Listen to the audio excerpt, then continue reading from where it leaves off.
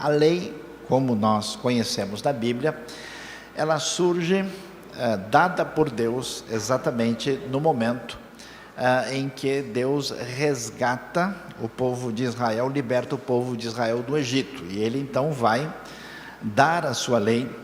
E é muito importante, antes de entender a ideia de lei, entender a ideia de aliança. Por quê? Porque a maneira como Deus se relaciona com o seu povo, como Deus se relaciona com Israel, isso se dá em função de uma aliança. E o que é a aliança? Nós vemos aí uma promessa, é um acordo, é uma proposta de parceria, se a gente for falar numa linguagem bem atual, que envolve obrigações e benefícios.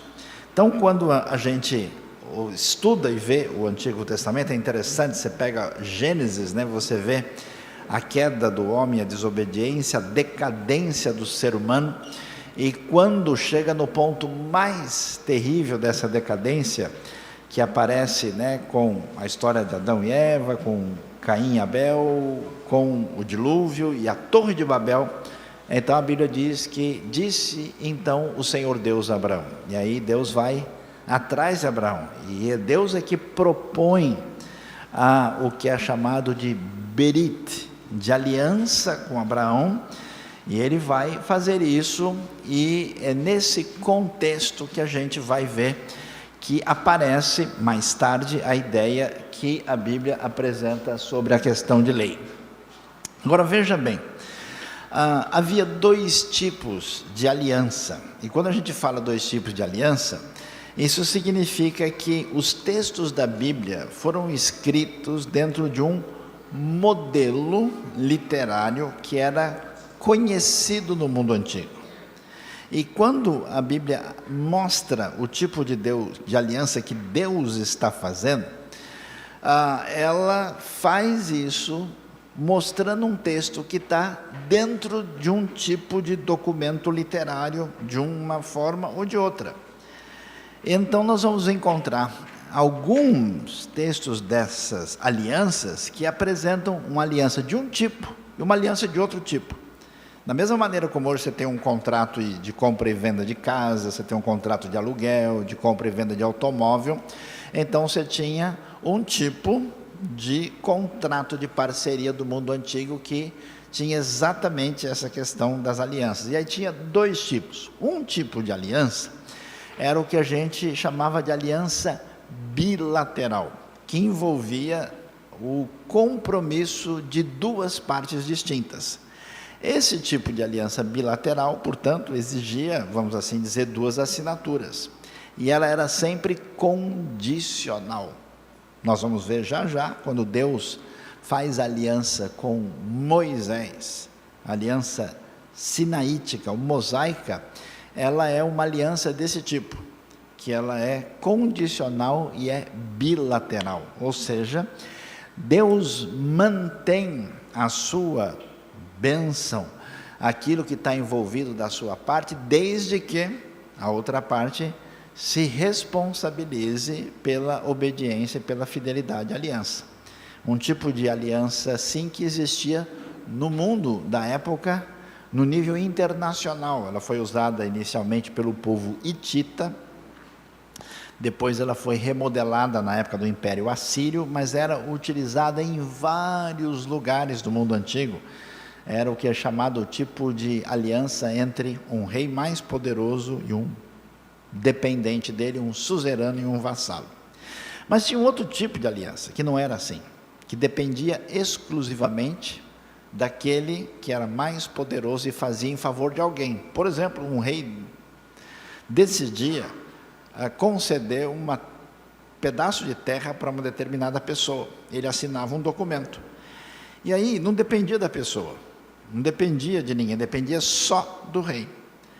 É assim, por exemplo, que Deus faz aliança com Noé.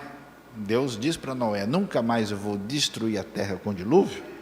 Ele não diz para Noé: olha, só se você fizer assim, se os seus filhos se comportarem, se vocês aprenderem a torcer para o time certo, que aqui nessa cidade todo mundo sabe qual é, não precisa nem explicar, né? Amém, irmãos? Quem foi abençoado, levante a mão, né?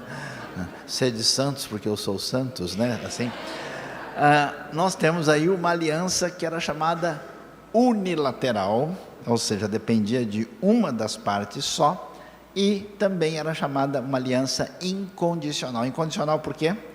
Porque ela não exigia condição nenhuma daquele que recebia os efeitos dessa aliança. Então, vamos um pouquinho mais para frente, vamos ver aí algumas alianças muito nítidas e claras. Talvez se você pesquisar alguns outros livros ou outras bíblias, você vai ver gente que inclui mais outras alianças. Essas aí são as que são explícitas, que o texto bíblico afirma diretamente, não é uma conclusão teológica, está escrito. A primeira aliança de Deus com Noé, de não destruir mais nada, nenhum tipo de vida, mais com o dilúvio que viria sobre toda a terra, que aparece em Gênesis capítulo 9, a chamada aliança noética. Depois Deus faz uma aliança com Abraão. Essa aliança com Abraão, Deus promete o quê? 3 coisas. Promete bênção sobre ele, promete descendência e promete a terra que os seus descendentes haveriam de conquistar e possuir. E essa aliança aparece em Gênesis 15, aparece em Gênesis 17, e ela é sustentada por Deus. Aliás, é interessantíssimo ler Gênesis 15, que você vê, lembra daquela história do fogareiro esfumaçante que passou entre as partes dos animais que já estava escuro? Aquele fogareiro esfumaçante entre as partes dos animais, que representa a parte ligada a Deus, a parte ligada a Abraão, é a assinatura do contrato. É a confirmação que Deus está aí fechando a aliança com Abraão. E no capítulo 17 você vê claramente no verso 4 e no verso 9, as partes da aliança dizendo, no meu caso, no seu caso, quanto a mim, quanto a ti, reforçando essa relação da aliança. Depois, que nos interessa muito hoje para entender, você tem a aliança de Deus com Moisés, aliança no Monte Sinai, onde é dada ali as famosas tábuas da lei, os 10 mandamentos, um resumo da lei de Deus, o Torat Adonai, né, que é dada ao povo. E essa aliança claramente é o que a gente chama de uma aliança bilateral. Mais tarde, e aí nós não vamos entrar tanto diretamente, porque não é o nosso tema, nós temos a famosa aliança com o rei Davi. E essa aliança unilateral, que depende só de Deus, que Deus prometeu para Davi, segundo Samuel capítulo 7, que não iria faltar descendente no seu trono, aliança que está ligada ao nascimento do Messias Jesus, que os irmãos estão celebrando aí nos próximos dias com toda a cristandade. E finalmente a nova aliança profetizada em Jeremias 31, e que é retomada lá em Hebreus capítulo 8, e a gente vai mexer um pouquinho, porque vamos entender bem essa nova aliança e a ligação que ela tem com a questão da própria lei. Então vamos lá, mais um pouquinho para frente, e vamos entender aí. Você pode observar a realidade que envolve a manifestação de Deus no Monte Sinai. Então veja lá, é interessante que quando Paulo vai argumentar contra os judeus de linha farisaica, que dão origem ao tipo de judaísmo rabínico mais tarde, ele faz isso em Romanos capítulo 4, e o que Paulo vai dizer lá? Olha pessoal, vocês estão insistindo muito que a lei é o caminho de justificação diante de Deus. Aí Paulo vai argumentar de que maneira? Fala, olha pessoal, vocês não entenderam as coisas direito. Por quê?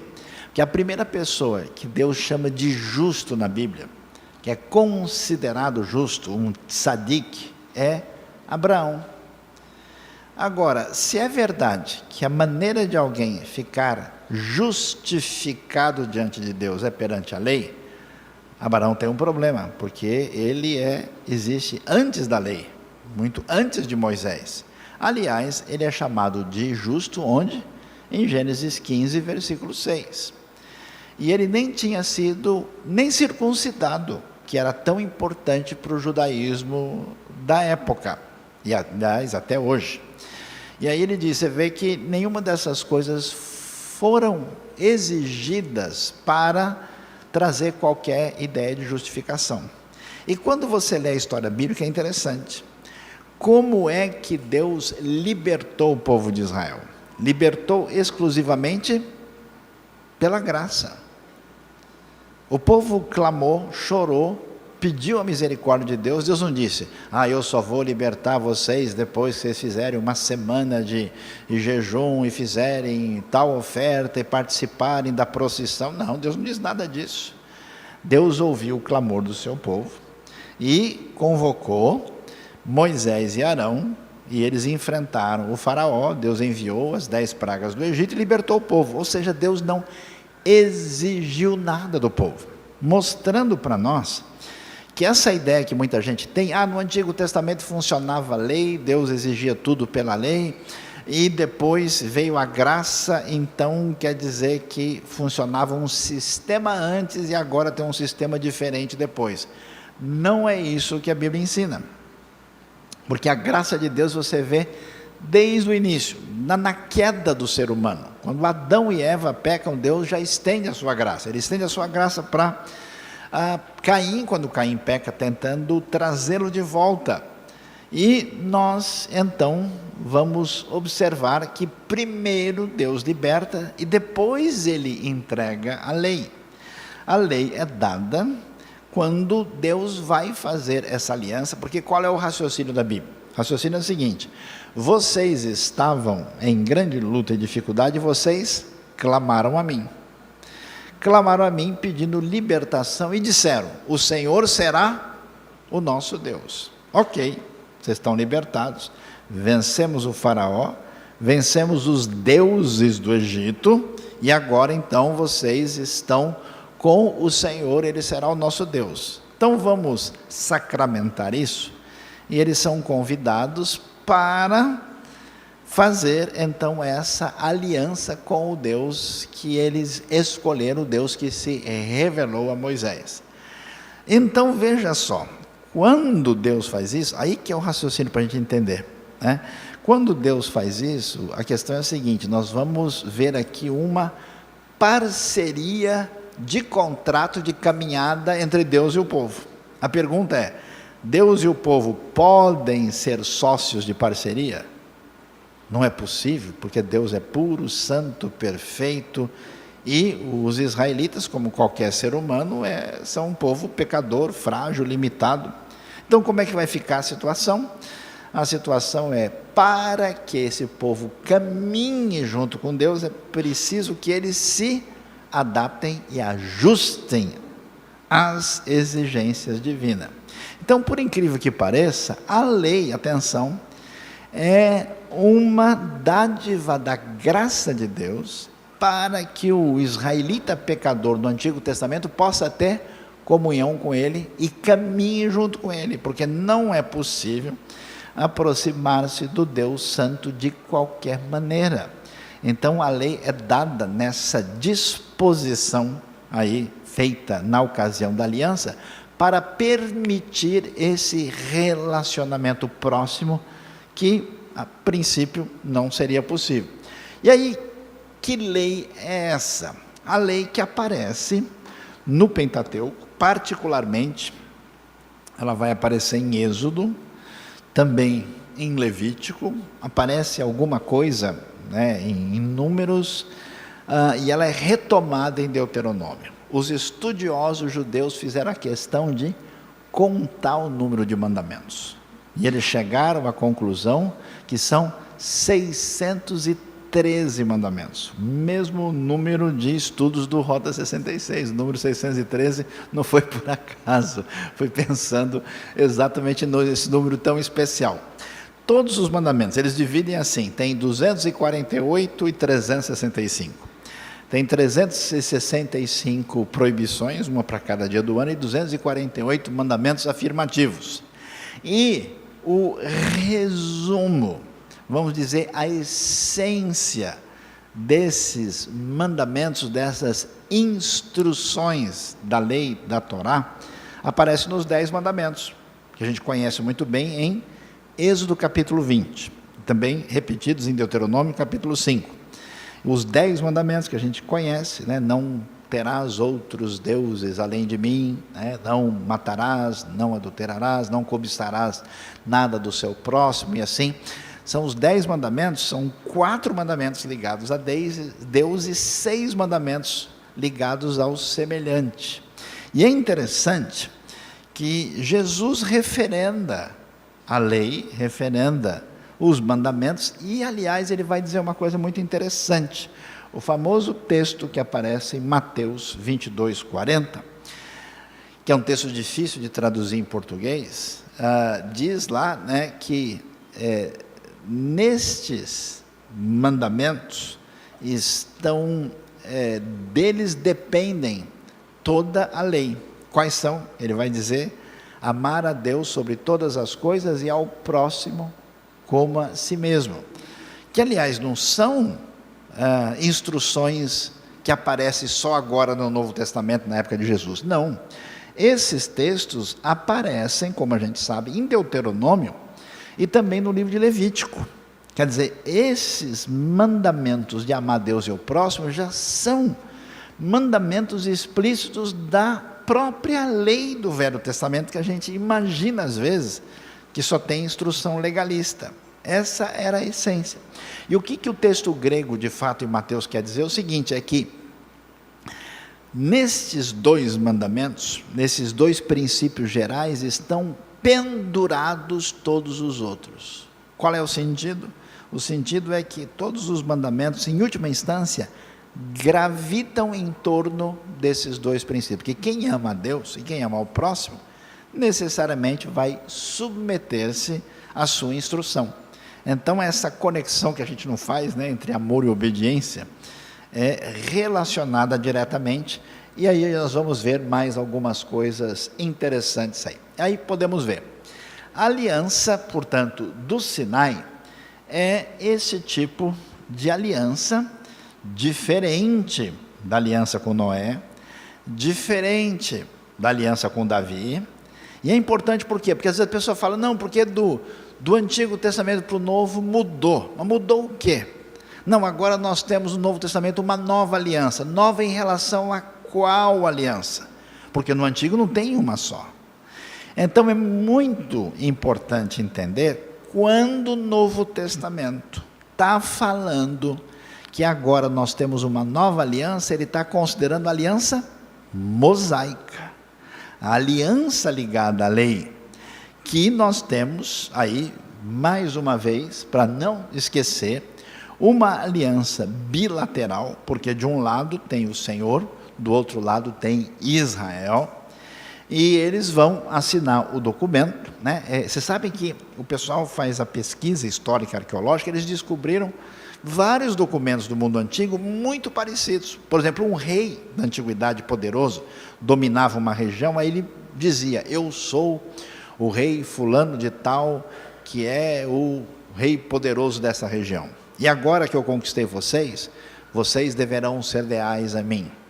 Vocês deverão pagar impostos a mim todas as vezes assim, durante o ano. Vocês deverão aceitar a supervisão dos nossos líderes. Colocava tudo. E aí na sequência dizia, se vocês forem fiéis a essa aliança, eu vou proteger a fronteira de vocês, eu socorrerei vocês quando forem invadidos, eu impedirei que vocês sejam escravizados por qualquer outra nação, eu vou fazer isso, mas se vocês não forem fiéis, eu virei contra vocês, eu trarei isso, eu trarei julgamento, eu vou fazer uma guerra contra vocês, escravizarei os seus filhos. É muito parecido com as bênçãos e maldições que você encontra, o mesmo tipo de documento de estrutura de aliança. E é esse o documento chamado entre um rei poderoso, que é um suzerano, e aquele que é vassalo. Qual que é a questão fundamental? Para entender bem o Velho Testamento. Porque é que Deus tem todo o direito de trazer julgamento sobre os israelitas, sobre o povo do Reino do Norte de Israel e sobre o povo de Judá no sul, porque eles quebraram a aliança. E eu pergunto para vocês, onde é que está de fato o principal problema que mostra que eles quebraram a aliança? Quando eles foram atrás dos outros deuses. Eles fecharam o acordo com o Senhor. Disseram, o Senhor será o nosso Deus. Depois eles traíram o Senhor. Aí eles foram atrás de Baal, atrás de Azera, atrás dos ídolos dos amonitas, moabitas, os outros deuses dos cananeus. E você sabe que era um negócio complicado isso. Mas será que esses israelitas eram malucos? Por que eles faziam isso? Porque quando chegaram na terra de Canaã, eles que vieram do deserto, estavam acostumados a trabalhar com ovelhas e com cabras, os cananitas falavam, aqui na terra o negócio é diferente, quem manda aqui são os deuses locais. E aqui é o seguinte, vocês têm que aprender a plantar com a gente, mas se você não fizer a mandinga local aqui, ó, não vai funcionar não. Aí o israelita fala, caramba, será que a minha colheita não vai dar certo? O vizinho cananeu diz que tem que fazer isso, tem que oferecer a Baal, e Baal era chamado o deus da tempestade, o deus da chuva, e se o Baal não mandar chuva, não vai ter colheita. Ele ficava com medo. Aí ele falava, para baixo todo santo ajuda, né? Então uma fé em Deus e outra no Baal. E a festa ao Baal era uma verdadeira baalada, exatamente desse jeito. Eles faziam uma festividade semelhante aos carnavais brasileiros aí, e era uma complicação só, e o israelita ficava com receio. Então ele falava, é melhor a gente apostar nos dois lados, e isso que trouxe toda a problemática do afastamento de Deus.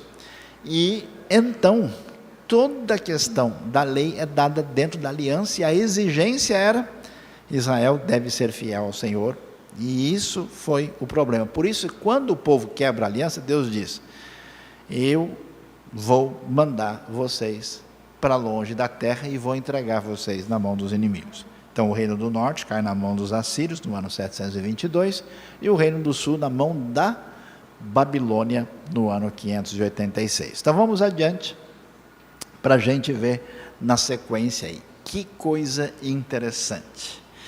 Essa lei era uma lei muito significativa, porque ela tinha mandamentos que envolviam toda a realidade dos israelitas.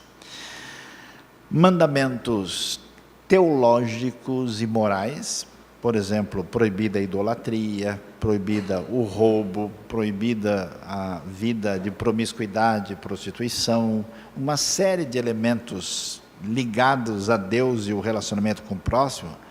Mas também nós tínhamos diversos mandamentos que seriam mandamentos culticos e cerimoniais.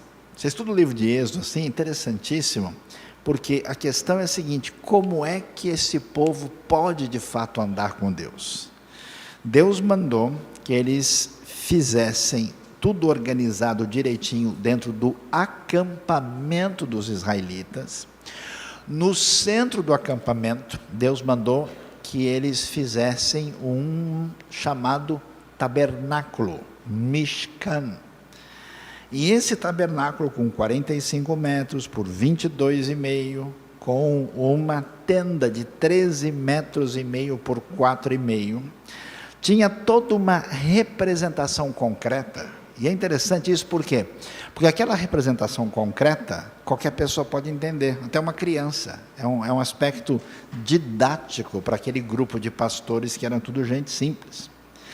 E aí Deus ensina ali o que é santidade, o que é pureza, o que é pecado, o que é gratidão, o que é comunhão, o que é perdão, através de pegar os elementos da vida desses israelitas e traduzir todas essas ideias de uma maneira que uma criança pudesse entender. E é para eles saberem que o espaço tinha que ser dividido em função da compreensão de quem era Deus. Então havia um espaço onde Deus poderia estar entre eles no acampamento, um espaço mais sagrado no tabernáculo, mais sagrado na tenda, e tinha o lugar santo e o lugar santíssimo, onde entrava só o sumo sacerdote, uma vez por ano, no dia mais santo, Yom Kippur, dia da purificação. Tudo isso fazia parte da lei.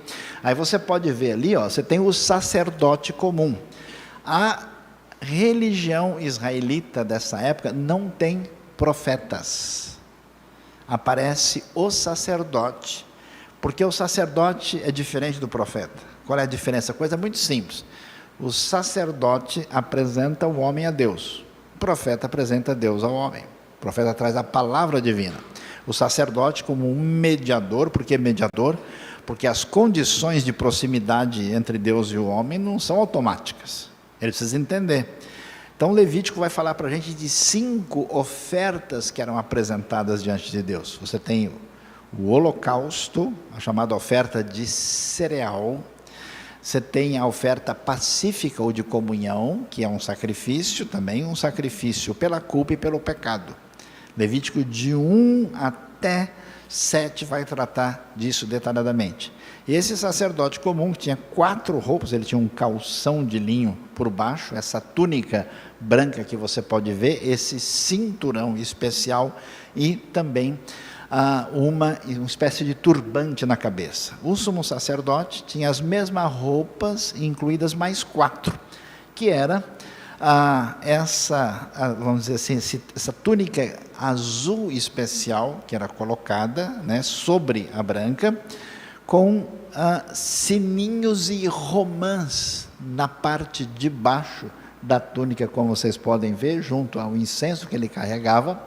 Também uma chamada estola sacerdotal, né, um tipo de colete, com um peitoral, onde estavam as 12 pedras que lembravam as outras 12 tribos de Israel, porque quem fazia isso era da tribo levita, que não tinha território, né? Na verdade as 12 tribos eram 13, né? Porque os levitas estavam separados.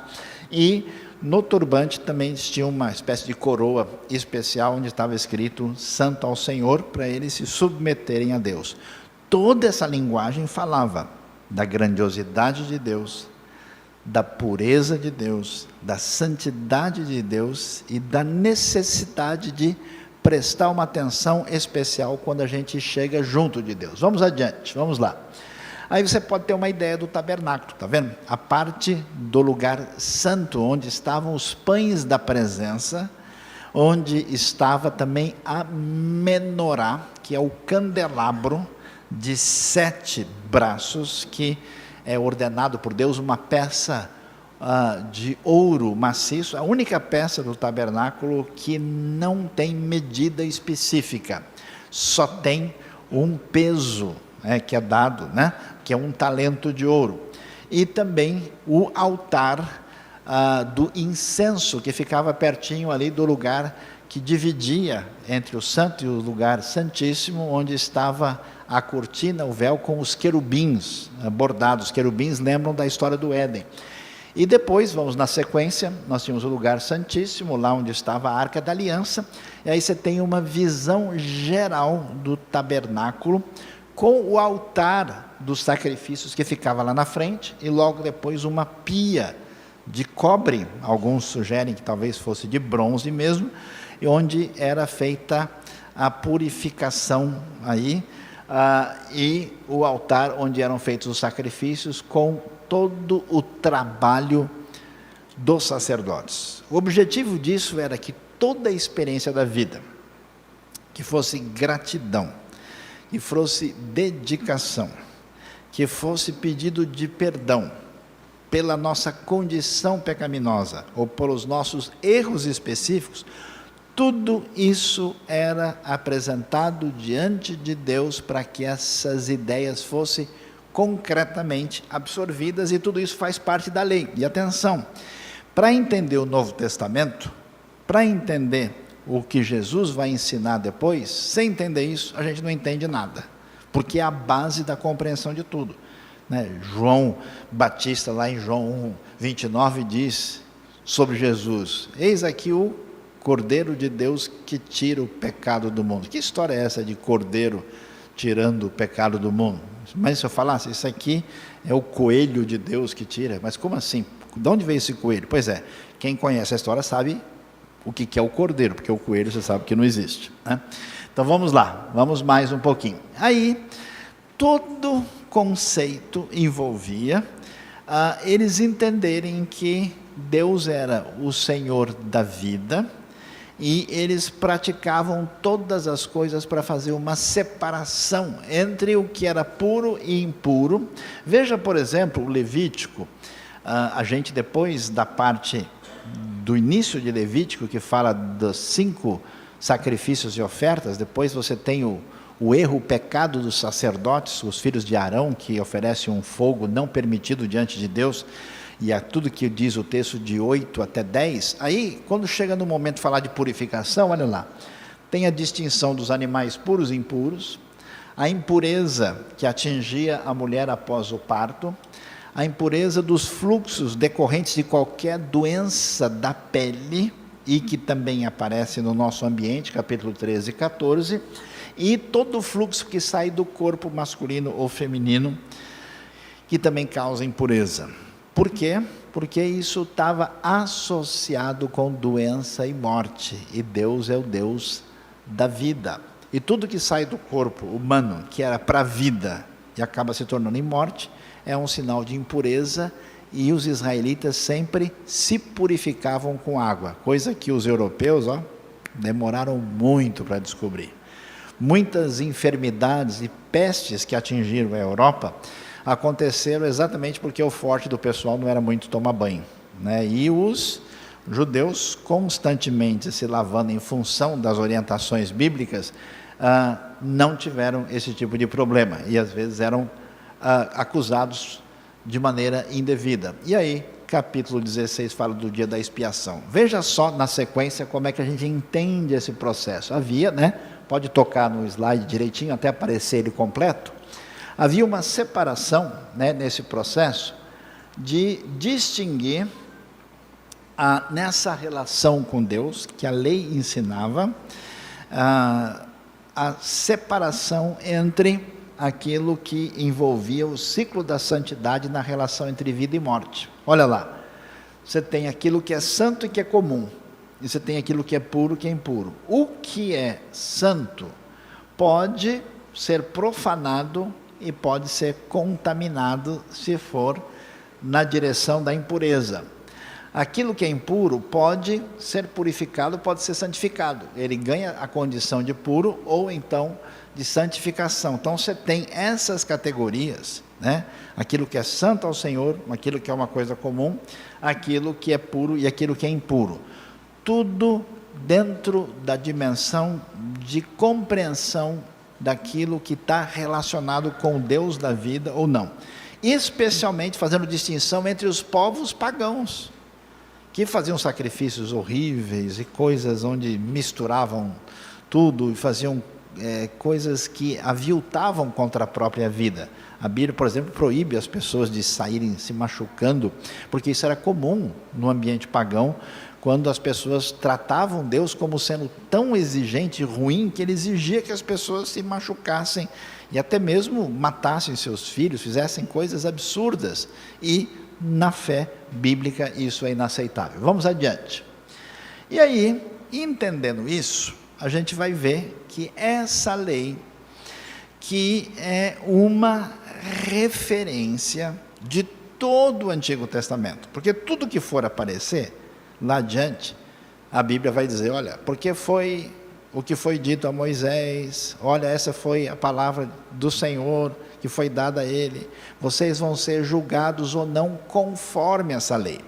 Então essa lei tinha mandamentos éticos e morais e teológicos, tinha mandamentos de ordem social, uma série de mandamentos que falavam como é que a gente trata o pobre, o necessitado, o cego, o surdo, até a ligação com a terra, com o meio ambiente, uma série de leis dessa natureza, e várias leis que são cerimoniais e culticas, que estão presentes lá. Então, quando a gente chega no Novo Testamento, Um dia eu estava lá em Israel com o pessoal e alguém meio distraído chegou e perguntou: "Ô, pastor Sayão, me diga aí, qual que era a igreja que Jesus ia mesmo?" Eu falei: "Como é que é, né? Primeira igreja evangélica de Jerusalém, né?" Eu falei: "Não, Jesus era judeu." "Ah, eu tinha esquecido, né?" Jesus cresceu no ambiente judaico, ele foi apresentado no templo, ele foi circuncidado, ele aparece com 12 anos de idade lá entre os doutores, porque ele está fazendo o seu bar mitzvah em Jerusalém. Ele cresce dentro do ambiente judaico, porque ele é o Messias de Israel, da profecia do Antigo Testamento. Agora, o que Deus preparou para Israel não era só para Israel, porque Israel tinha uma função o quê? Sacerdotal, de ser luz para as nações, de ser uma nação de sacerdotes. Êxodo 19, versos 5 e 6 fala sobre isso. Consequentemente, era essa a ideia. Então, quando Jesus aparece, muita gente que está ouvindo Jesus tem problemas com ele. Por quê? Jesus não pertence à linha teológica comum conhecida dos rabinos. Então quem que é esse indivíduo que está chegando aqui e aparecendo de sinagoga em sinagoga e falando sobre o significado da lei dos profetas? Quem ele pensa que é? Então o pessoal já está com inveja e dor de cotovelo. E depois nós vamos então ver que, como Jesus não está devidamente autorizado e ele não está falando no lugar onde as pessoas imaginavam que deveriam falar, que é no centro religioso do país, em Jerusalém, aí o pessoal está dizendo: olha, o que esse homem está dizendo está indo contra o que nós conhecemos. E qual é a nossa referência? É Moisés, é a lei, é a Torá. E aí Jesus vai falar sobre isso. E ele vai dizer: olha, não é nada disso. É interessante, inclusive, quando você lê lá em João, quando Jesus confronta os fariseus, ele diz: se vocês crescem em Moisés, creriam em mim, porque ele dá testemunho de mim. Mas ele diz: vocês não têm nada com Moisés, vocês estão seguindo as tradições de vocês, vocês estão seguindo outra coisa. Então vamos ver como é que funciona direitinho? Vamos para frente para ver Jesus e a lei. Olha lá, por causa disso, na ocasião do famoso Sermão do Monte, que é vamos dizer assim, o ensino mais precioso, completo de Jesus, que está entre Mateus 5 e 7. Ele vai falar sobre a questão da lei e ele vai ensinar aos discípulos e vai inclusive trazer uma resposta sobre essa suspeita que é levantada sobre ele. E o que ele diz? Não pensem que vim abolir a lei ou os profetas, porque se ele está dizendo coisas novas, o que ele está fazendo? Ele está jogando fora a lei e os profetas. Jesus diz: não tem nada a ver, eu não vim abolir, mas cumprir. Guarde bem essa palavra aí, cumprir. E aí ele prossegue e diz: digo-lhes a verdade, enquanto existirem céus e terra, de forma alguma desaparecerá da lei a menor letra ou menor traço, até que tudo se cumpra. Às vezes no Novo Testamento a palavra lei é uma referência ao texto sagrado direto, e às vezes ela é usada no sentido de um princípio que opera segundo um determinado tipo de lei, e às vezes na sua relação com o ensino do Novo Testamento. Quando você vê a lei com letra maiúscula, especialmente junto com os profetas, se refere ao conjunto dos 5 livros com o seu conteúdo. Jesus diz: eu não venho negar nada, nem rejeitar nada. Todo ensinamento que envolve o Antigo Testamento, a lei e os profetas, é válido diante de Deus. E Jesus vai dizer o quê? Que eu vim cumprir. E aí é muito importante, porque muita gente pensa que cumprir é que ele simplesmente executou. Por que não é isso? Primeiro, porque a palavra grega não tem exatamente essa ideia. Segundo, que se ele veio cumprir a lei e os profetas dizem uma coisa, a lei diz uma coisa diferente. A lei tem um princípio, o profeta tem uma profecia. São coisas que não são exatamente idênticas. A expressão, o termo grego plerosai que aparece lá, tem o sentido de que Jesus veio cumprir no sentido de dar o pleno sentido da lei dos profetas. A discussão é de interpretação. Ele está dizendo, o que vocês fazem com a lei dos profetas, no ambiente religioso que vocês têm, não é o significado. Eu vou dar para vocês o verdadeiro entendimento da lei dos profetas. Vocês vão entender isso. E aí, contra a acusação que tem sido feita, ele diz, olha, fique sabendo que não vai desaparecer da lei nada, nem a menor letra, nem o menor traço, até que tudo se cumpra. Vamos ver na sequência aí, para olhar? Aí ele prossegue e diz, olha, isso é tão sério que todo aquele que desobedecer a um desses mandamentos, ainda que dos menores, ensinar os outros a fazerem o mesmo, será chamado menor no reino dos céus. Mas todo aquele que praticar e ensinar esses mandamentos, será chamado grande no reino dos céus. Ou seja, Jesus está ratificando a lei, o ensino de Deus, tanto na lei como nos profetas, enfatiza a lei, diz que ele vai dar o sentido pleno do que de fato a lei quer dizer e quis ensinar, e diz que a responsabilidade daqueles que ouvem é levar a sério e seguir os princípios que a lei nos apresenta. Vamos lá. E aí ele vai dizer a coisa muito forte. Que coisa forte é essa? Ele diz o seguinte, atenção, pois eu lhes digo que se a justiça de vocês não for muito superior à dos fariseus e mestres da lei, olha lá, hein? De modo nenhum entrarão no reino dos céus. Ou seja, Jesus está dizendo o seguinte, pessoal, o negócio da lei é muito sério, é mais do que vocês imaginam. Até porque, no fundo, você não tem uma oposição entre lei e graça. E você não tem a ideia de que no Antigo Testamento funciona a lei e no Novo Testamento passou a existir a graça. O sentido não é esse, que a gente só vai ver graça no Novo Testamento, que antes não tem nenhum sinal. Jesus diz o seguinte, que o foco, o objetivo da sua mensagem é que a maneira como seus discípulos vão viver e ser, aí sim que ele espera que a lei seja cumprida. Porque os escribas e fariseus parecem cumprir a lei, mas eles não cumprem. Por isso eles têm uma justiça que não passa no teste de Deus. Aí Jesus, então, como ele está interagindo com esse pano de fundo religioso, especialmente Mateus, que é um evangelho escrito para o contexto judaico, ele diz então que a expectativa é que eles venham mostrar a realidade de lei nas suas vidas, já que entre os escribas e fariseus isso não acontece, acontece uma outra coisa que pretende ser, mas não é. Vamos ver na sequência? Olha lá, qual que é a ideia que nós temos em Mateus? Jesus aparece em Mateus como o filho de Davi, tanto é que a genealogia vai mostrar que ele é o descendente de Davi. Naqueles 42 nomes, 2 vezes é mencionado Davi, e a genealogia tem 14 nomes, porque 14 é a soma numérica em hebraico do nome Davi. Ao mesmo tempo, Jesus também é o novo Abraão, por isso a genealogia começa em Abraão.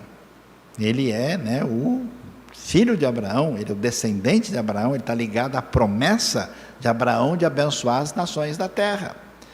Mas ele é principalmente o novo Moisés. Por isso é que o Sermão do Monte vai se organizar dessa maneira. Quem foi Moisés? O grande profeta de Deus, que trouxe a palavra divina. E o que Deuteronômio 18 diz? Que o Senhor Deus levantará um profeta semelhante a Moisés, e quem não ouvi-lo será eliminado do meio do seu povo. Quem é esse grande profeta? É Jesus. E quando é que Moisés falou as coisas mais importantes que ficaram marcadas para sempre? Foi no Monte Sinai. E Jesus está dando o seu discurso de bem-aventuranças onde? no Monte das Bem-aventuranças. Você veja só que coisa, porque o Monte das Bem-aventuranças não é exatamente um monte. É monte, mas não é muito. Por quê? Tem o lago da Galileia, o mar da Galileia, e o monte está aqui, um pouco elevado, ele é uma inclinação elevada. Em hebraico aquilo chama-se monte. Só que quando você chega na parte do monte, a parte lá é reta. Então o que Lucas faz? Chama aquilo ali de planície. Porque olhando de cima é uma planície. Então em Lucas é o sermão da planície. Em Mateus é o sermão do monte, porque precisa falar monte por causa da lembrança de que Moisés falou coisa importante no monte. E Moisés falou o quê? Os 10 mandamentos. Jesus vai fazer o quê? Trazer as 8 bem-aventuranças. O paralelo é direto, o objetivo é esse. Então ele aparece como o novo Moisés. E aí ele vai nos explicar o que vai acontecer nessa realidade da lei, que a gente vai poder ver com detalhes aí na sequência, vendo os outros textos do Novo Testamento depois do nosso intervalo. O que nós temos aí? A primeira ideia clara tem a ver com essa questão da justiça no reino. Quando Jesus diz, né, se a justiça de vocês não for muito superior à dos fariseus, que faziam o seguinte: estudavam a lei, geralmente enfatizando a lei do ponto de vista da literalidade de uma série de mandamentos e preceitos, e diziam que ao cumprir isso estavam tentando atingir a exigência da justiça divina. A lei tem a ver com essa justiça, porque a justiça ela é medida pela referência da lei. Então, nesse sentido, veja que a discussão está quem é que está mais próximo de fato ao que a lei está pedindo, se é a proposta de Jesus ou a proposta dos fariseus. Essa lei é a lei revelada a Moisés. Indo mais para frente, vamos ver o quê? Reforçando, Jesus diz: eu não vim abolir a lei, vim cumprir, e afirma que enquanto existir céus e terra, não vai falhar nada da lei. O que não vai falhar? Vamos ver? A lei não é abolida, ela permanece como a referência e diretriz. Jesus veio cumprir a lei no sentido de dar o seu pleno sentido a nós, e ele então traz o significado. Porque qual que é a discussão? A discussão é que na proposta dos fariseus, a discussão é a seguinte: a gente faz o que a lei está dizendo por escrito, do ponto de vista de quem tenta fazer a coisa na literalidade, não se interessando pelo seu sentido último. Para vocês terem uma ideia, o que quer dizer isso? Alguns anos atrás, em Israel, surgiu um problema, porque um grupo de pessoas resolveu, contra a lei dos religiosos e contra aquilo que é entendido em Israel sobre Terra Santa, começaram a criar porcos ali. Então os religiosos se revoltaram, foram brigar, dizendo: não, aqui é um Admat Kodesh, a Terra Santa, não pode criar animal impuro aqui em cima, que é contra a lei. E surgiu uma batalha no tribunal, até que o pessoal fez o seguinte: eles botaram um tablado de madeira e disseram: nós vamos criar os porcos em cima do tablado de madeira, então já não está na terra. Aí o pessoal dizendo: tudo bem, em cima do tablado pode, porque não está na terra. Entenderam? Sabe aquele advogado com má intenção que tenta olhar assim a letra da lei para ver se ele consegue subverter para fazer uma outra coisa que é a intenção dele? Então a discussão de Jesus é exatamente essa: quando é que você olha a letra da lei para dizer eu estou fazendo a coisa, cumprir o que precisa, e quando realmente você tem no seu coração a intenção que a lei tem. Então, o cumprir a mera literalidade não significa, de fato, fazer o que Deus tem intenção que seja feito. Então, essa é a discussão, e, portanto, Jesus veio dizer, por isso que Jesus amplia o sentido da lei na sua profundidade. Vamos lá, na sequência. Aí a ideia, então, por incrível que pareça, é que Jesus está dizendo o seguinte, que os seus discípulos, preste atenção, eles é que vão cumprir a lei, porque na tradição religiosa dos seus dias, especialmente dos fariseus e mestres da lei, isso não está sendo feito, está sendo feito um caminho de dar a volta na lei, mas não atender à sua exigência. E aí, vamos ver. Então, aqui a gente tem uma informação mais detalhada e importante. O verbo que é traduzido aqui por cumprir, né, que a gente mencionou, plerosai, tem o sentido literal de encher. A ideia é essa, por isso que fala de cumprir, de encher, preencher. Indica que Jesus não está revogando a lei, mas faz uma exposição correta dela e assim a cumpre, no sentido de apresentar e executar o seu propósito pleno. Ele rejeita a interpretação superficial da lei dos escribas e a interpreta corretamente. O propósito não é mudar a lei, nem anulá-la, mas revelar a profundidade do seu significado. Jesus afirma a permanência da lei até que seja cumprida e exige-se a obediência à lei dos cidadãos do reino de Deus. Porque quem é convocado para ser aqui seguidor, discípulo de Jesus, essa pessoa está entrando no reino. E a proposta de Mateus é exatamente mostrar essa ética do reino, esse caminho do reino, essa proposta do reino. Então ele vai dizer, olha, quem realmente está ligado à lei é quem está do meu lado e está me seguindo. Porque vocês estão usando a lei superficialmente, mas na verdade o coração de vocês está em outro lugar. Vocês estão fazendo coisas mecânicas, vocês estão fazendo a coisa do ponto de vista... Você já viu pessoas religiosas que cumprem, né, rituais e fazem aquilo porque sabe que tem que fazer. Mas ele não, o coração dele, a mente dele, a intenção dele não está ali. Ele nem sabe, nem lembra o que ele fez direito, mas ele executa porque tem que ser assim. É dessa maneira que o pessoal agia.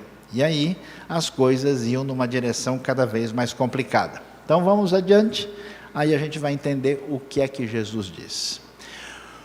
Quando ele diz, aquilo que a versão antiga chama, né, nenhum J, nenhum tio, algumas versões falam J e cedilha, ele fala nenhuma, nem a menor letra da lei vai desaparecer, a menor letra é essa aqui, chamada Yod, ou Yud.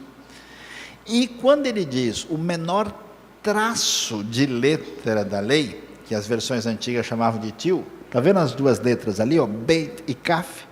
Veja que o Beit é diferente do Kaf por um dentinho embaixo. Aquele dentinho é a diferença entre uma letra e outra. O que Jesus disse é que não vai desaparecer da lei nem aquele tracinho que diferencia uma letra de outra, para mostrar que de fato ele referenda a lei, reconhece a lei como diretriz e que ele está relacionado com Moisés e que a lei é a exigência para quem está no reino. Aí a gente agora começa a entender a coisa com mais clareza. Vamos para frente. Agora, por que a ênfase na lei? Por que Jesus diz isso tão claramente e, afinal de contas, contra o que ele está falando? Por que ele está agindo e tratando a coisa dessa maneira? Vamos descobrir como é que é. Olha lá, ele diz que todo aquele que desobedecer a um desses mandamentos, ainda que seja dos menores, e ensinar os outros a fazer a mesma coisa, ele vai ser chamado menor no reino dos céus. Mas quem praticar e ensinar, porque veja que ele está confrontando, porque a discussão é que os fariseus falam, ensinam, mas eles mesmos não fazem o que eles estão exigindo dos outros. Quem fizer será chamado grande no reino dos céus. Vamos para frente. E aí a gente vai descobrir onde é que a coisa está. Olha só como a gente entende ao contrário do que acontece. Vocês pensam que jeitinho é coisa de brasileiro? Ó, já é antigo. Já tem o jeitinho da tradição. Como é que era o negócio? O jeitinho era esse: os fariseus contentavam-se com uma obediência externa e formal à lei. Era a conformidade rígida à letra da lei, sem dar atenção à intenção das palavras. Jesus nos ensina que as exigências de Deus são muito mais radicais. A justiça que agrada a Deus é uma justiça interna, de mente e de coração, e tem que atingir as nossas motivações. Para você entender o que é isso, até hoje dentro do ambiente religioso restrito judaico, por exemplo, um médico judeu não pode operar o pai dele. Por que não pode? Porque aquele que feriu o seu pai e a sua mãe será morto. Mas o cara vai cortar, mas está ferindo, não pode. Bom, se o outro ferir e ele mexer, é outra história. Você sabe que a lei literalmente diz: não acenderás fogo no dia de sábado. Por isso, um judeu religioso, seguindo a mesma linha dos fariseus, ele não liga o celular, não liga a luz, não liga o carro, tudo que produzir faísca é proibido. Aí o que muitos deles fazem? Ele não pode, por exemplo, apertar o botão do elevador. Aí ele chama um sujeito que não é religioso, manda ele apertar para ele. Que aí não foi ele que apertou. É diferente. Entendeu? Então ele não pode acender a luz, mas e se ele passar ela acender automaticamente? Bom, aí eu já não sei, aí é diferente, né? Ou seja, é esse tipo de mentalidade em que você segue literalmente a letra da lei, na verdade, muitas vezes nem é da lei, é da interpretação que um grupo fez da lei, sem considerar a intenção propriamente dita. Aí Jesus diz: olha, o propósito de Deus não era esse. Não era que você pegasse. Pensa bem, vamos supor, o rapaz que quer, né, casar e está chegando junto da sua namorada, e ele então vai chegar e falar: bom, eu preciso seguir os mandamentos de como conseguir casar com a minha namorada. Então ele pega uma lista: olá, boa noite, rapaz, tudo bem? Aí eu quero dizer que eu amo você de todo o meu coração. Vem cá, deixa eu dar um abraço, deixa eu dar um beijo. Pronto, cumpri a lei. Tudo certinho? Tudo bom? Eu gosto de você, amém? Se a pessoa faz um negócio desse, a mulher vai sair correndo, né? Falando: não é possível. O sujeito é xarope, né? É assim que se fala no hebraico antigo, né? Ele é totalmente sem noção, porque a pessoa cumpriu a regra, a lei, estritamente do que ele deve falar e dizer, mas você vê que não tem nenhuma intenção, nenhuma conexão real. Da mesma maneira, era essa a situação diante de Deus. Eu tenho visto pessoas do mundo todo fazendo rezas religiosas de religiões diferentes. Muitas delas são muito parecidas, elas ficam somente repetindo aquilo, sem nem saber muito bem o que estão dizendo, esperando terminar para acabar. Jesus vai totalmente contra isso. Até ele diz: quando vocês orarem, não fiquem repetindo a mesma coisa, porque era o tipo de costume que existia. E aí o que a gente vai descobrir na sequência? Jesus, atenção, rejeita a tradição religiosa e não a lei. Isso que precisa ser entendido. É que às vezes a gente confunde as coisas, porque nós vamos ver em Mateus mesmo a frase: vocês viram o que foi dito aos antigos? Amarás o teu próximo e odiarás ao teu inimigo? Eu, porém, digo a vocês. A pessoa pensa: já sei.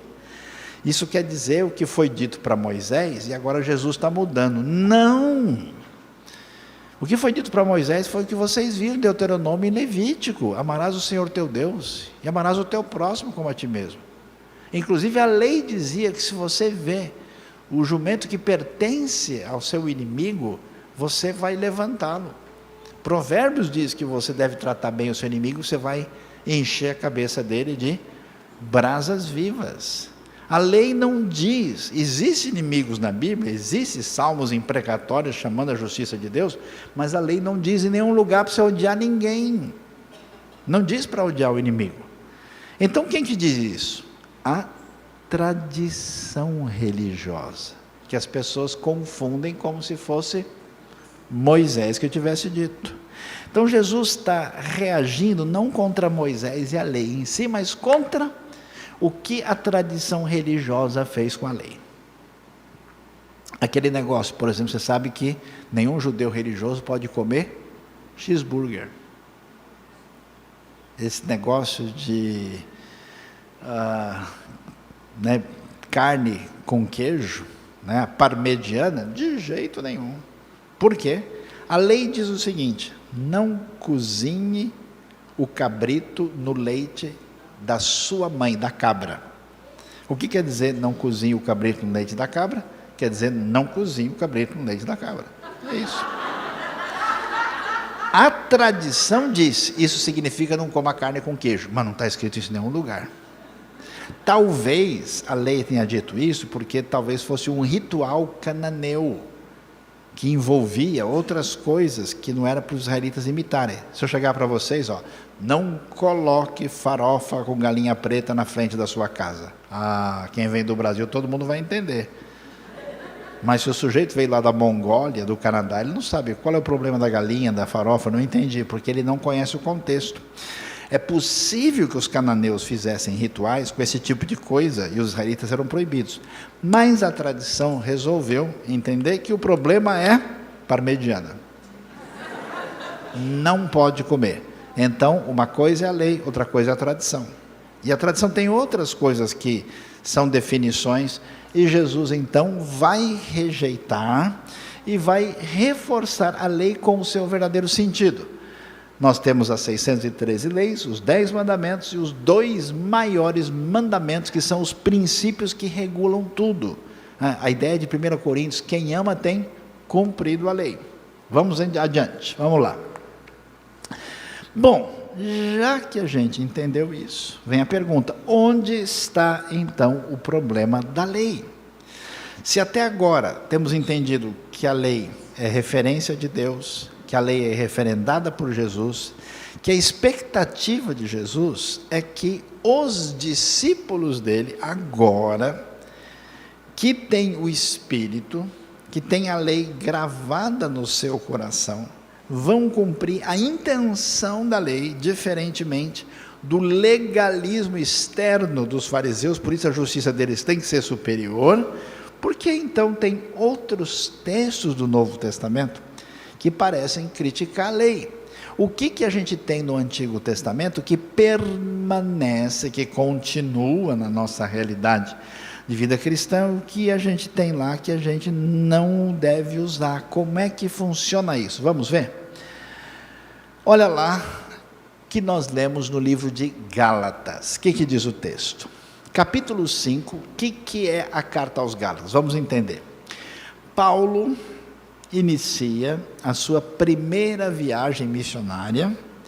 Ele passa pela ilha de Chipre, depois ele vai para a região da Galácia, a região onde estavam as cidades de Listra, Icônio e Derbe, onde o pessoal falava aquele dialeto licaônico, e entre os anos 46 e 48 ele faz essa viagem. E aí esse pessoal que crê em Jesus lá eram gentios que não conheciam nada de judaísmo, eram gentios completamente pagãos, e agora eles creem em Cristo, se convertem, e eles fazem uma reunião especial em Jerusalém no ano 49, que aparece em Atos capítulo 15, a viagem aparece no capítulo 13 e 14, para decidir como é que vai ser a entrada desses gentios na comunidade da fé. E logo em seguida, nesse contexto dos primeiros gentios, Paulo escreve aos Gálatas. Por quê? Porque os Gálatas receberam a influência, a visita, dá para você ver isso no começo de Atos capítulo 15, dizendo o seguinte: olha, se vocês não se tornarem judeus completos, vocês não podem ser salvos. Vocês precisam passar pela circuncisão, precisam passar. A ideia é a seguinte: o Messias Salvador chegou para todos os povos, e ele está falando para o povo de Israel, mas também para as outras nações. Só que se as nações querem entrar, cada um que entrar tem que ser primeiro um judeu completo para Deus aceitar.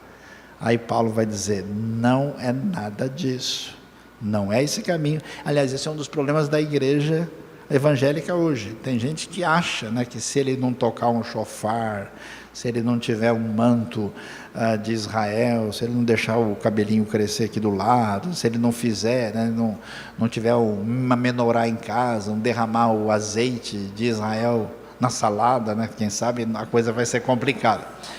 Então o que Paulo vai dizer? Ele diz: ouçam bem o que eu, Paulo, lhes digo. Caso se deixem circuncidar, Cristo de nada lhes servirá. De novo, declara todo homem que se deixa circuncidar, que está obrigado a cumprir toda a lei. Vocês que procuram ser justificados pela lei, separam-se de Cristo, caíram da graça. Veja qual é o problema. O problema aqui não está na lei, está na tentativa de usar a lei como justificação. A lei nunca serviu de remédio. A lei é o parâmetro de Deus que mostra a nossa fragilidade. A lei é igual a tomografia, né? Que você vai lá no hospital, mostra o problema, mas só vê o resultado da tomografia, não cura ninguém. Remédio sempre foi a promessa e a graça divina, o argumento de Paulo. Então a lei, nunca ninguém foi justificado pela lei. Aí Paulo, de uma maneira meio irônica, falou: Gálatas, o que aconteceu com vocês? Vocês são malucos? Mas não é possível. Essa é a tradução na linguagem de amanhã, né? Como é que vocês são doidos desse jeito? Vocês começaram bem e agora vocês estão achando que é obrigatório se circuncidar para que vocês sejam como os judeus, para que vocês sejam aceitos por Deus, sejam justificados? Ah, já que é assim, vocês acham que a circuncisão é suficiente? Então guarda logo tudo. Então guarda toda a lei. Se você acha que é assim, então você está obrigado a fazer tudo. Olha, quem está fazendo isso não entendeu nada, vocês caíram da graça, não compreenderam o Evangelho. Vamos adiante. Por isso, é muito importante ver a discussão que Paulo apresenta em Romanos capítulo 7, porque Romanos é uma epístola muito doutrinária, muito teológica, e escrita por uma igreja que é composta de judeus e gentios, e ele vai explicar para nós mais claramente qual que é o sentido da lei. E o que ele diz? Que diremos então? A lei é pecado, já que tem elementos aparentemente negativos ligados à lei? A lei é pecado? De maneira nenhuma, porque de fato eu não saberia o que é pecado, a não ser por meio da lei. Pois na realidade eu não saberia o que é cobiça se a lei não dissesse: não cobiçarás. Ou seja, a lei é importante porque a lei é o parâmetro de Deus, é a referência para saber o que é incorreto na relação com Deus e com o próximo. Então, qual que é a definição? Como é que eu ia saber que realmente cobiça é errado? É uma história tão interessante do pessoal que estava pregando o Evangelho lá na região da Nova Guiné, da Papua, e eles contaram a história de Jesus e Judas Cariotes. Quando eles falaram que Judas traiu Jesus, o pessoal: isso aí, valeu, porque para eles o traidor é o herói, o cara conseguiu enganar todo mundo. Aí o missionário ficou perdido. E agora, como é que a gente explica? Porque a gente está querendo apresentar Jesus como importante, e eles comemoraram o Judas, e agora nós estamos perdidos. Porque esse pessoal não tem noção da lei. Inverte o sentido. Como até hoje na nossa sociedade algumas coisas estão mudando de lugar. O certo vira errado e o errado vira certo. Então a lei é o parâmetro. Mas por que a lei dá problema? A lei dá problema porque quando está errado dá vontade de fazer. Ah, não pode pisar? Então deixa eu mostrar aqui se ver se não pode. Mas o pecado, aproveitando a oportunidade dada pelo mandamento, produziu em mim todo tipo de desejo cobiçoso, né? Só porque não pode, vou lá, né? E aí? Pois sem a lei o pecado está morto, porque não tem referência. Antes eu vivia sem a lei, mas quando o mandamento veio, o pecado reviveu e eu morri. Ou seja, a lei só me fez me sentir mal, porque eu descobri que aquele negócio estava errado, que aquele era um problema, e agora eu tenho um peso em cima de mim. Descobri, olha que coisa doida, que o próprio mandamento destinado a produzir vida, na verdade produziu morte. Por quê? Porque o problema está comigo. O motor aqui não funciona, ninguém obedece a Deus de modo a cumprir a sua vontade. Todo mundo que julga e se acha melhor que o outro, na verdade está na mesma situação, só falta descobrir. Por isso que Deus colocou todo mundo debaixo do pecado. Ninguém consegue se aproximar de Deus a não ser pela fé, pela graça, pelo amor, pelo perdão de Deus. A gente só peca de maneira diferente e às vezes igual também. Por isso o pecado, aproveitando a oportunidade dada pelo mandamento, enganou-me por meio do mandamento, me matou. Por que Paulo diz isso? Porque você vai ver, quanto mais enjoada, chata e legalista é a pessoa, ruim do mesmo jeito ela continua sendo. Ela não vira uma pessoa melhor. E Paulo diz isso por quê? Porque esses legalistas religiosos problemáticos, eles não se tornaram pessoas melhores porque eles são cheios de atitude chatas com relação ao legalismo, sem vida espiritual nenhuma. O legalismo só produz uma piora da situação espiritual. Continuando. Por isso, Paulo prossegue e vai dizer, de fato, a lei não tem problema nenhum, a lei é santa, e o mandamento é santo e justo e bom. Não adianta questionar e criticar a própria lei. Então, o que é bom se tornou em morte para mim? De maneira nenhuma. Mas para que o pecado se mostrasse como pecado mesmo, ele produziu morte em mim, por meio do que era bom, de modo que por meio do mandamento ele se mostrasse extremamente pecaminoso. Aqui de novo é a ideia da tomografia. Sem a lei não dava para a gente ter uma base real de percepção e de condenação do que é errado. Por que a gente evita ler a Bíblia? Por que será? Porque ela fica falando mal da gente o tempo todo. É melhor ler a história do Spurgeon, do Finney, não sei de quem, porque a Bíblia, ela incomoda, você está tão assim, achando que é o rei da cocada preta, né? Aí você lê um texto e fala, esse aqui, deixa eu ler o próximo, deixa eu ler o outro, né? Porque ninguém passa no teste. Então, é o desafio de reconhecer a verdade, sabendo que existe vida e solução, e que essa vida e solução não está na tentativa de justificação da lei. Vamos adiante. Por isso, vai ficar claro que não há nenhum problema na lei de Deus no Antigo Testamento. Como nós vimos aqui, é o que fica claro no ensino de Paulo em Romanos 7, que serve para a nossa orientação. Vamos lá, mais um pouquinho. Agora, o que acontece? Entendendo o que Paulo escreve em Romanos, e entendendo o que ele ensina aos Gálatas, e depois também prestando atenção, a gente vai olhar uns detalhes aqui, num outro texto, que é o texto de Hebreus, a gente descobre algumas coisas importantes sobre o entendimento da questão da lei em relação à nossa vida. Primeiro, a lei não pode justificar nem salvar. Isso é um ensinamento, atenção, bíblico. Não é verdade que no Antigo Testamento a pessoa era salva pela lei, porque ninguém nunca cumpriu essa lei, e no Novo Testamento ele passou a ser salvo pela graça. As pessoas do Antigo Testamento foram salvas pela fé na salvação que viria.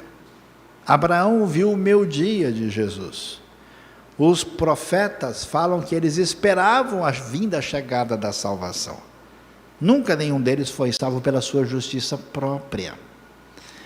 E a lei e a graça sempre estiveram juntas no Antigo Testamento e no Novo. Claro que no Novo você tem a expressão completa e plena da graça de Deus na sua plenitude histórica com a vinda de Jesus, né? Mas a coisa não era como muita gente tenta às vezes entender.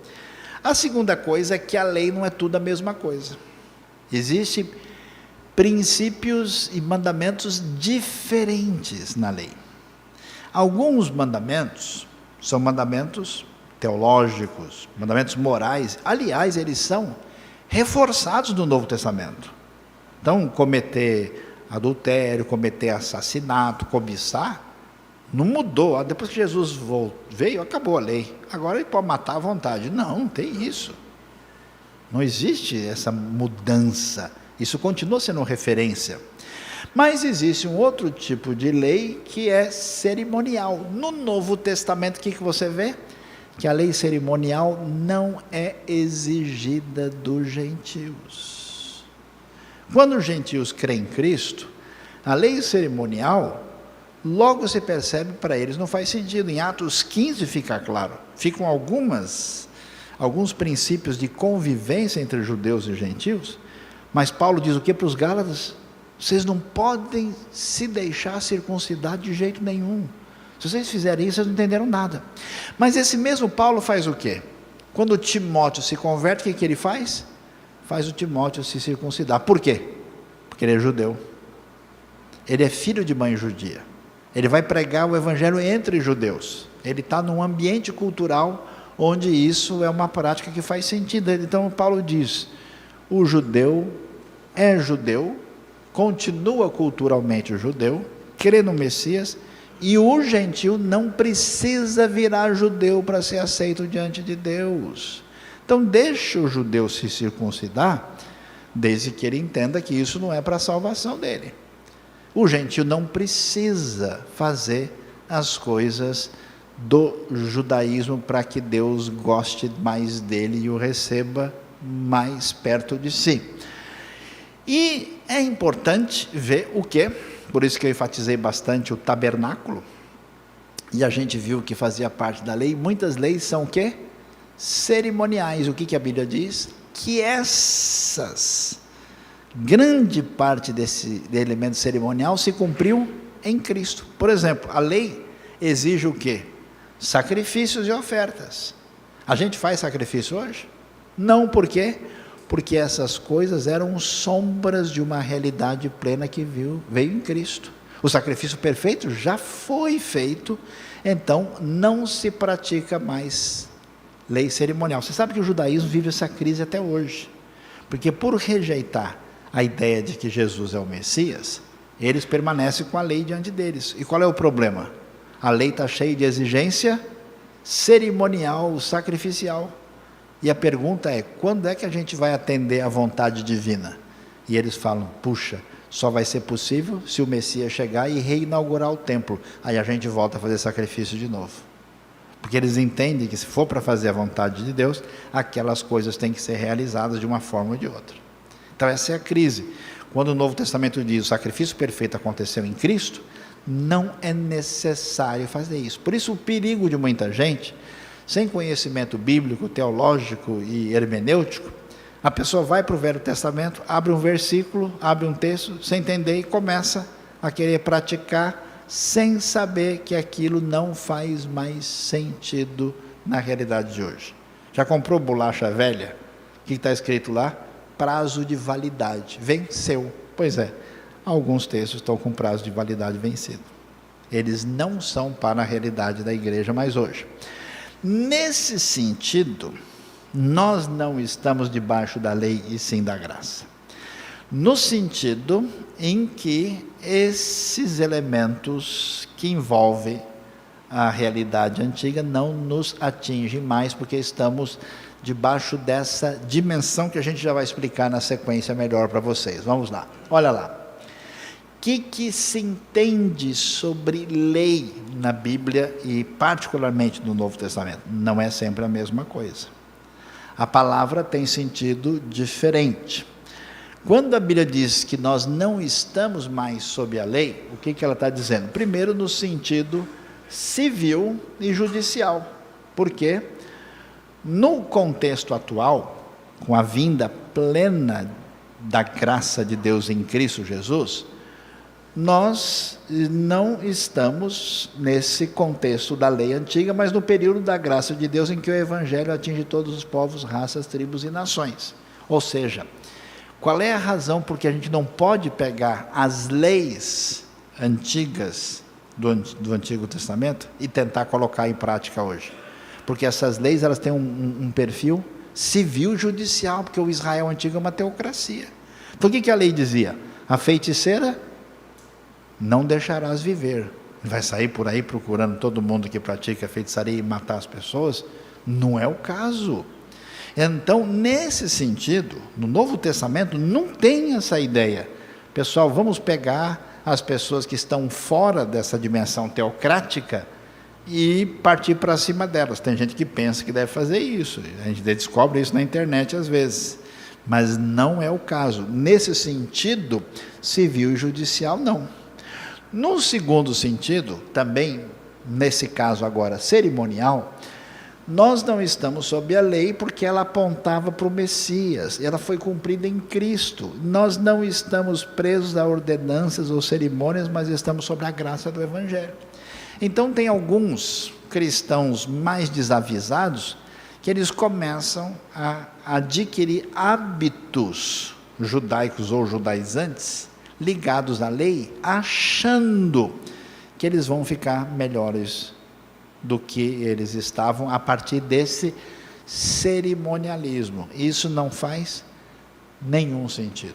Deus não está interessado em legalismo, nem em cerimonialismo externo. Deus está interessado na genuinidade da sua vida, no seu coração e na sua vida externa para amar Deus e amar o próximo. Então, essas coisas, às vezes a pessoa fica perguntando, mas que roupa que Deus quer que eu use? A minha resposta é, de preferência a sua, porque a minha eu já estou usando. Como assim? Depois, nós não estamos debaixo da lei no sentido moral. Em que sentido exatamente? No sentido em que, se somos de Cristo, não estamos sob a sua condenação, porque estamos cobertos pela graça de Cristo. Quer dizer, antes de Cristo vir, eu estava debaixo da lei. E o que a lei faz? Me condena. E agora o que acontece? A minha condenação, a sentença que ia cair sobre mim, caiu sobre Cristo. Ele pagou o preço por mim. Então, nesse sentido moral, eu não estou mais debaixo da lei, porque a graça me cobriu. Então, aí a gente entende bem essa frase. Isso não quer dizer que a lei não vale nada, isso não quer dizer que os princípios da lei não têm sentido, isso não quer dizer que a lei, no seu sentido profundo, não deve ser realidade na nossa vida. Pelo contrário, ela deve se manifestar em nós pelo poder do Espírito, porque as tábuas da lei eram de pedra, e agora elas são de carne e elas estão escritas no nosso coração. Aí a gente entende melhor. Vamos para frente. E então, o que é exatamente que Jesus espera dos súditos do reino? Como fica a questão da lei? Vamos ver? O que Jesus espera é exatamente isso. Religião, legalismo, tradição produz o que produziu no ambiente farisaico. Pessoas cheias de maneirismos, de coisas secundárias, supostamente sendo justas porque fazem A ou B. Às vezes eu fico maluco assim, com tanta gente de igreja, discutindo inutilidades, coisas bobas, secundárias, exatamente do jeito que acontecia no contexto religioso na época de Jesus. E o que ele diz? Que a justiça de vocês tem que ser muito superior à dos fariseus, porque quem não entendeu isso, não entendeu o reino, está fora do reino, não entra no reino dos céus, porque não entendeu o que é a justiça derivada da graça que atinge quem entra no reino de Deus. Vamos lá. Olha só, eles devem mostrar a justiça da lei. Como é que é isso? É a obediência profunda, a justiça que vem do coração, e só é possível naqueles em quem o Espírito habita. É por isso que a entrada no reino é impossível sem a justiça superior à dos fariseus. É a evidência da verdadeira fé, essa justiça. Veja só que coisa interessante. Enquanto os legalistas, que entre aspas guardam a lei, ficam procurando seguir a coisa ali e tentando dar uma escapada por fora, né? O quanto eu posso fazer sem que isso não prejudique o meu resultado espiritual? Você vai ver na história, por exemplo, os irmãos moravianos, que queriam anunciar o Evangelho em lugares onde havia domínio muçulmano. Sabe o que esse pessoal fazia? Escravos que tinham sido presos e capturados, e que o pessoal pedia resgate, esses moravianos chegavam e falavam: a gente se oferece para ficar no lugar dele, pode libertar o indivíduo que eu vou como escravo. Sabe qual era o objetivo deles? Que, sendo vendido como escravo, ele estivesse lá só com a intenção de anunciar o Evangelho. Que lei você precisa para uma pessoa dessa? Não tem lei, porque o coração dele está totalmente voltado para aquilo. Ele é livre. Ele faz isso da disposição mais profunda do seu coração. E você vai ver na história da fé Quantas pessoas fizeram isso? O famoso Policarpo, mártir da fé, discípulo do apóstolo João, quando o pessoal foi queimá-lo vivo, foram lá amarrar ele bem, pode ficar tranquilo, não precisa me amarrar, eu não vou fugir. Vocês podem acender a fogueira. Ele nunca me abandonou antes e não vai me abandonar agora. Morreu tranquilo. É impressionante. Só o Evangelho produz isso. Uma das histórias mais impressionantes.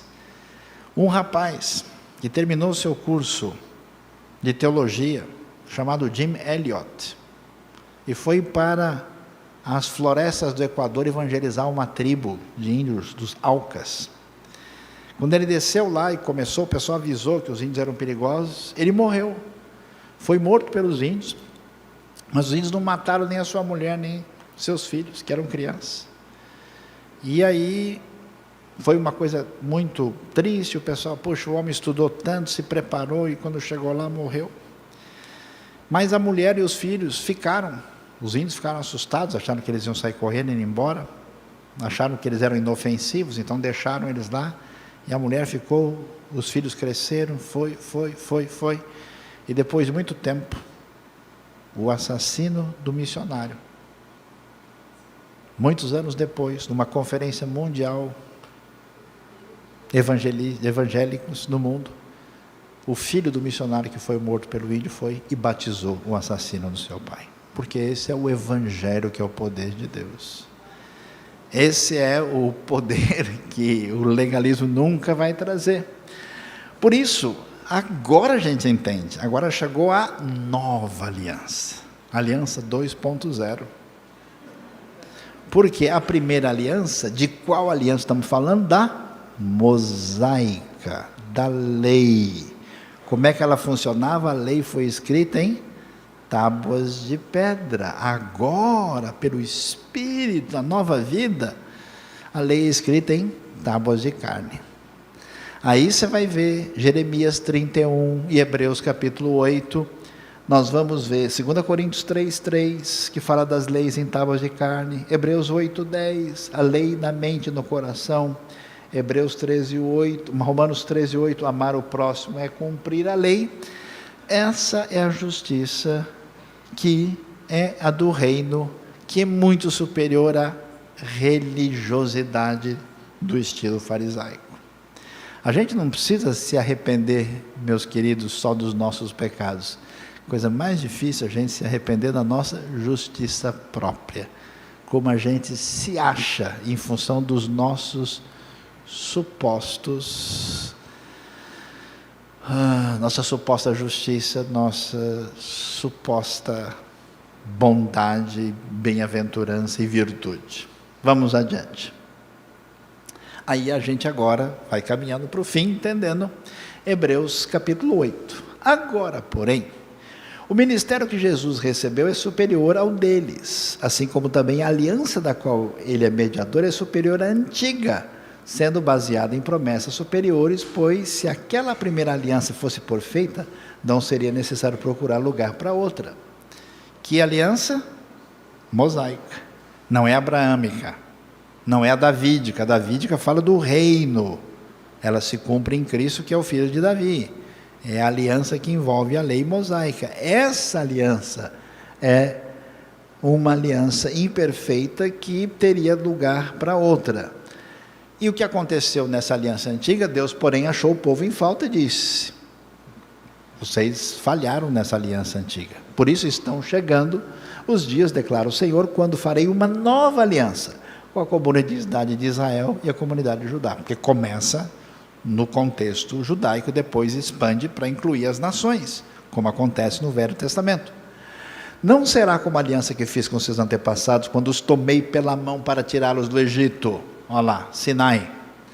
Visto que eles não permaneceram fiéis à minha aliança, eu me afastei deles, diz o Senhor. Continuando. Esta é a aliança que farei com a comunidade de Israel depois daqueles dias, declara o Senhor. Porei minhas leis em suas mentes e as escreverei em seus corações. Serei o Deus deles e eles serão meu povo. Olha que coisa interessante, ninguém mais ensinará ao seu próximo nem ao seu irmão, dizendo: conheço o Senhor, porque todos eles me conhecerão, desde o menor até o maior. Ou seja, o conhecimento que vem de dentro. Por isso que não dá para a gente forçar nada em ninguém. Não dá para você... Deus não força ninguém. Se o convencimento não vem de dentro para fora, não tem o que fazer. Ou a pessoa abre o seu coração para a graça de Deus e se entrega plenamente, porque forçar de fora é legalismo do tipo antigo, não resolve. Nada pode fazer, coisa alguma.